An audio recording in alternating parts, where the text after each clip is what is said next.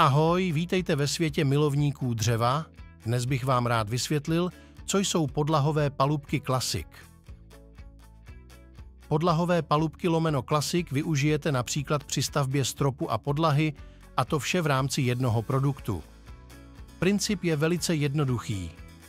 Tyto podlahy jsou z jedné strany rovné a tudíž je lze využít jako podlahu a na opačné straně je viditelný skosený spoj, který je typický pro klasický profil.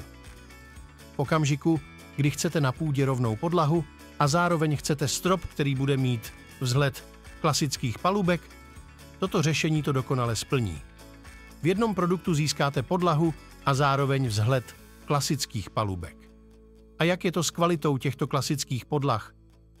Tyto palubky jsou vždy tříděny podle povrchu podlahy, což znamená, že palubky s rovným povrchem jsou zařazeny do tříděné kvality, zatímco ty se skoseným vzhledem patří mezi netříděné kvality. Jako příklad můžeme uvést kvalitu AB/BC, což znamená, že první údaj AB se týká podlahy a druhý údaj BC se týká klasického profilu. Pamatujte, první údaj se týká vždy podlahy, druhý údaj označuje kvalitu klasického profilu.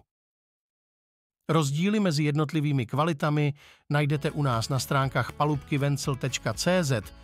Dalším příkladem, kde bychom dané podlahy s klasickým profilem využili, je stavba zahradního domku nebo altánu. Jedna stěna bude obložena klasickými palubkami, zatímco druhá bude mít hladký povrch bez mezer, a to vše zvládnete realizovat pouze pomocí jediného produktu. Zabijete 2 mouchy jednou ranou. Venkovní stěna bude plnit funkci dřevěného obložení, vnitřní stěna bude mít vzhled klasických obkladových palubek nebo naopak. To už je na vás. A co vy? Kde jinde byste využili podlahové palubky Classic? Sdílejte s námi své tipy, rádi se necháme inspirovat.